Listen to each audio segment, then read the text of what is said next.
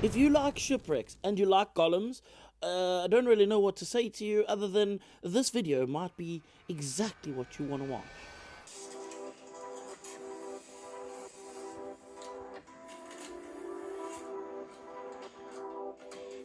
I don't know about you, but I don't actually know very much about D&D other than it is a game played amongst friends, and I don't have any of those. So I am the kind of person who paints things that are from that kind of a game, because the people who play it probably have grey models because they have friends.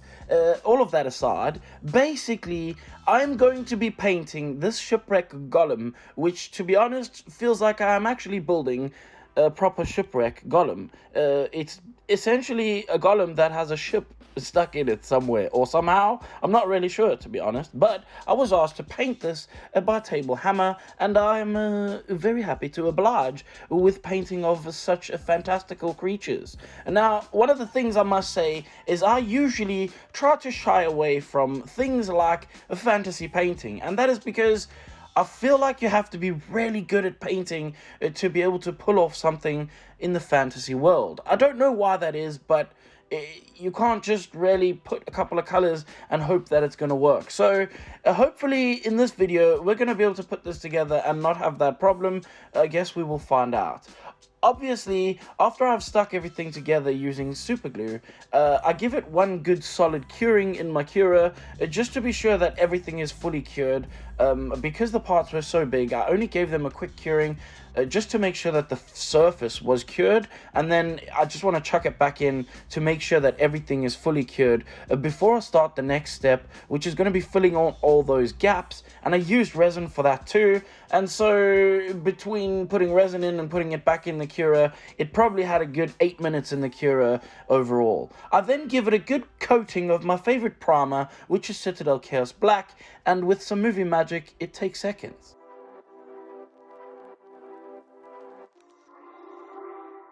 This week's sponsor is brought to us by Table Hammer with their new campaign called The Awakening the Tempest Tides. This is a 5e compatible campaign for you to play along with in your D&D campaigns with your pals. Embark on a coastal quest, solving village mysteries, battling sea creatures, just like this friggin' golem right here. The journey promises a blend of mystery, combat, and the lure of undiscovered treasures underneath the depths of the ocean. Not only do you get the stats and the lore, you also get 3D models which are sculpted to some pretty high details for you to print out and take your games to the next level. As well as these pretty awesome item cards which you can use for keeping your items on, I think. I don't know enough about Dungeons and Dragons, but I know that this is a really cool monster, and if you like this kind of thing, then maybe you want to go check out the campaign, which will be in a link in my description down below. Thank you for great cooperation, and thank you to Table Hammer for sponsoring the video. Woo-hoo.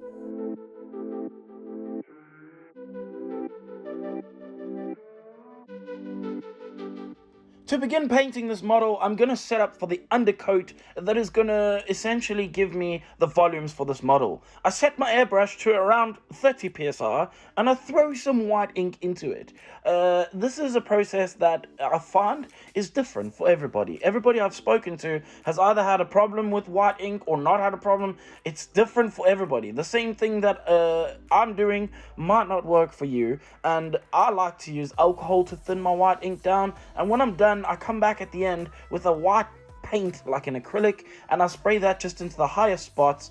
And again, I will use my wife's hairbrush. This is not a hairbrush, it's a hairdryer, and I will use that to basically dry everything to speed things up.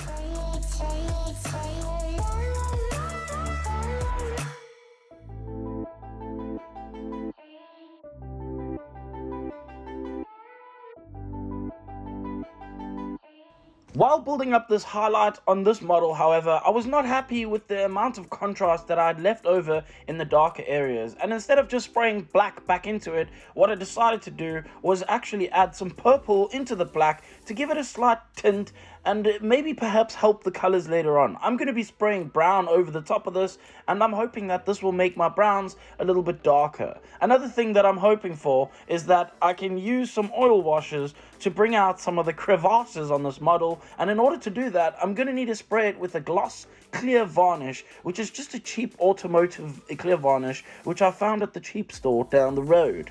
I'm now going to set myself up for perhaps failure, I'm not sure, but I'm going to pour out some white spirit, which is a very stinky substance, and I'm going to mix some oil paint into that, and I'm going to paint this all over the model as if I don't care about this model at all. This is going to go into all the creases and crevasses.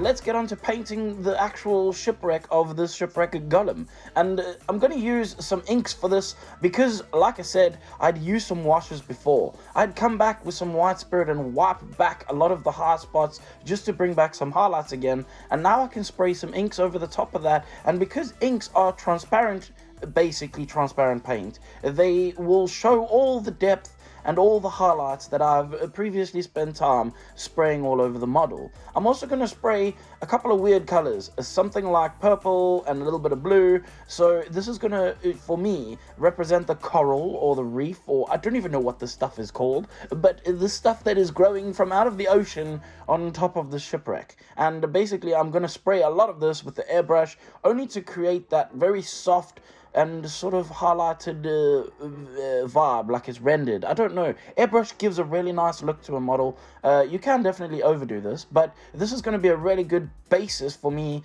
to build upon now. Going on to the base, I'm going to use a sand color. This is basically just a beach sand color, and in order to tie everything in later on, I'm going to use some of this color to highlight some of the wood on the shipwreck as well. Now, because I had used a load of different colors over these entire model, there is going to be some shades and shapes, which of course I haven't actually shaded it, but I will get back to this later because I'm going to have to shade it to give it a little bit of texture.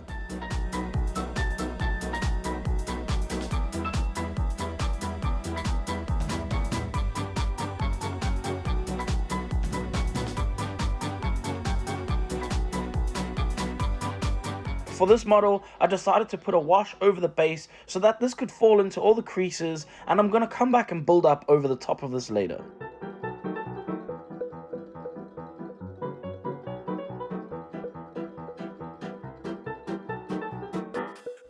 But while I let that dry, I'm going to start working on all the black bits that I need to put all over the chains so that I can add metallics to them after that has dried. I'm going to work on some of the other little features on this model, and there are a couple little starfish and a couple little shellfish things around, so I painted those with a pink, and I put Magos purple contrast paint over the top of them to make them stand out. Now for that part of adding some texture, I'm going to use consecutively brighter oranges, ending up in a fluorescent orange on the tips, and I'm going to just dab this in with a sponge all over the sails.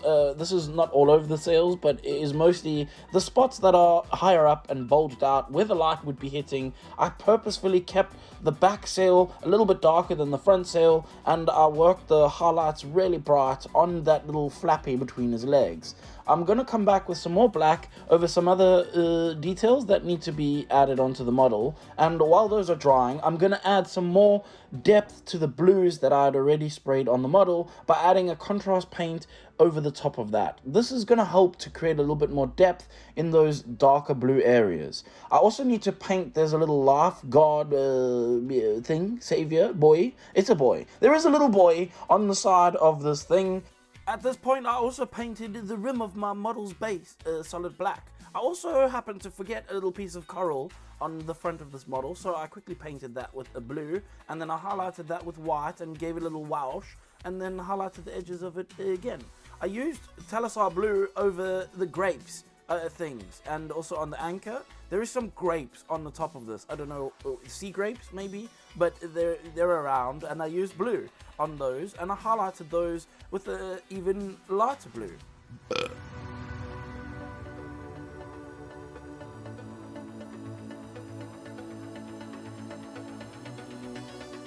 I then went all around the model with a rust effect paint from Army Painter and painted it over pretty much all the metallic pieces. I also took some of this Lilac Oxide, which is to simulate the verdigris that is on the metals and the wood and stuff. I don't know, things under the water seem to act weird and they rot and get funny. Once I was happy with all the rotting and funniness, it's pretty much at this point where I decided to call this model done.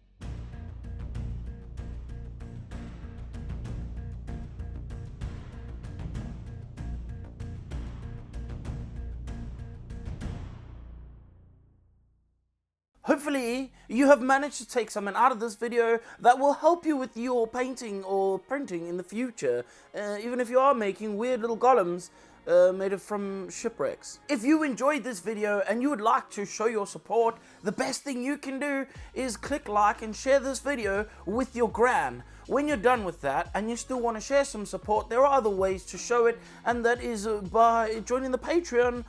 And I don't really know how else, but I'm working on that, and there will be some videos about that in the future too. Don't you doubt it. Of course, we are at the part of the video where I need to say thank you to those who have supported me right now. And this week we got a couple new people who I need to shout out in this part of the video. Peter Grundy, Mike, You're a Wizard Harry, Katuliba, Dion Rue, and Pablo Angel. Thank you, my dudes, so much for your great cooperation in this matter, keeping the lights blind in my eyeballs, and making sure that videos can continue to be made, because, to be totally honest, it's you guys that help the situation keep rolling. If you are interested in the Patreon, I'm not really sure what you get out of it, other than knowing that you are supporting me and helping to fund the next video. That's about it. And this is also the part of the video where I tell you, if you didn't like anything in this video or any other video, then it's time for you to now f*** off. But before you do, just go check out the link in the description for the campaign and help out our sponsor of this video.